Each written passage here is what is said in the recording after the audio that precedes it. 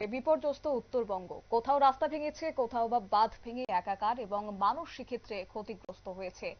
এবং এই জায়গায় দাঁড়িয়ে এবার বাংলার উত্তরবঙ্গের বন্যা দুর্গতদের পাশে এবার দাঁড়িয়েছে দিল্লি সরকার।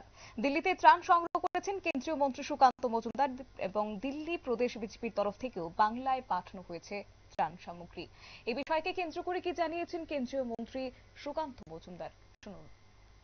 আজ নুমালিগড় রিফাইনারি লিমিটেড এনআরএল তাদের তরফ থেকে তাদের সিএসআর ফান্ড থেকে এর মানে হচ্ছে কর্পোরেট সোশ্যাল রেসপন্সিবিলিটি ফান্ড, সেই ফান্ডের থেকে তারা প্রায় 2500 পলিথিন শিট, যাকে আমরা বাংলায় ত্রিপল বলি, সেই পলিথিন শিটের ব্যবস্থা করা হয়েছে।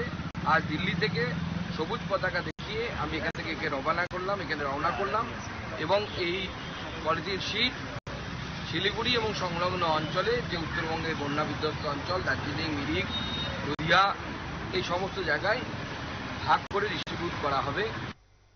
আপনারা শুনলেন কেন্দ্রীয় মন্ত্রী সুকান্ত মজুমদারের বক্তব্য। অর্থাৎ বন্যা পরিস্থিতিতে দাঁড়িয়ে উত্তরবঙ্গে বন্যা দুর্গত এলাকার মানুষজনদের পাশে এবার দাঁড়িয়েছে দিল্লি সরকার এবং সাহায্যের হাত বাড়িয়ে দিয়েছে বালুরঘাটের বিজেপি সাংসদ সুকান্ত মজুমদার।